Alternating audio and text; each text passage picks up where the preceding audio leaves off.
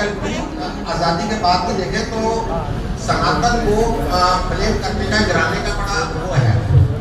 बड़ी आसानी से सनातन की किसी भी विषय इसको भी बहुत ही अगर हम कहीं कहते हैं कि हम ज्योतिष हैं तो जैसे बड़ा आमंडन कर रहे हैं या अंधविश्वास बढ़ा रहे हैं, इस तरीके की मानसिकता बहुत है। इसका जो कारण है एक में तो मुझे समझ में आता है कि जैसे हम लोगों के पुराने टाइम में शास्त्रार्थ की परंपरा थी,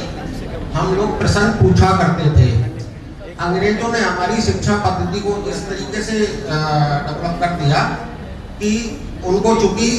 काम करने वाले चाहिए थे, हमको गुलाम बनाना था, तो हम लोगों ने प्रश्न करना छोड़ दिया है और हमको अपने ऊपर जैसे शर्म आती है अपनी संस्कृति पर या अपने धर्म पर, तो हम जो भी ज्योतिष का कार्य कर रहे हैं तो हम लोगों को चाहिए, वैसे तो मेरे को कोई अधिकार नहीं है सबको राय को, लेकिन फिर भी मेरा मानना है कि हम समाज में अपने धर्म के लिए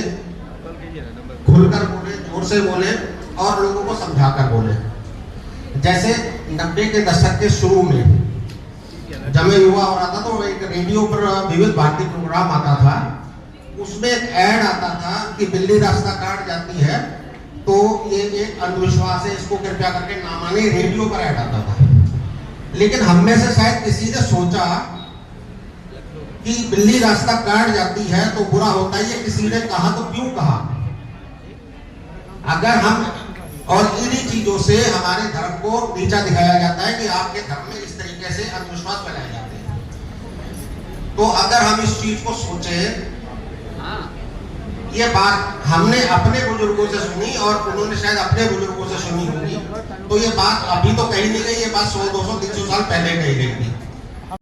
आज से 100 साल पहले भी देखें तो जब हम यात्रा करते थे तो आज की तरह बड़े बड़े हाईवे नहीं थे, बड़ी बड़ी गाड़ियां नहीं थी, हमें घने जंगलों से पैदल यात्रा करनी होती थी, नदी नाले भी तैर कर पार करने होते थे। तो आप सोचे कि बिल्ली जो कि एक ऐसा जानवर है कि ऐसे ही कुत्ते या और सड़कों पर नहीं घूमता है बिना किसी कारण के। अब हम जंगल से जा रहे हैं और बिल्ली अचानक से रास्ता काट जाए या फिर भागते हुए हम देख ले, तो हमको क्या सोचना चाहिए कि बिल्ली किसी बड़े जानवर से बचकर भाग रही है, तो हमें सावधान हो जाना चाहिए। तो ये बात जिसने कही थी वो बहुत बुद्धिमान था,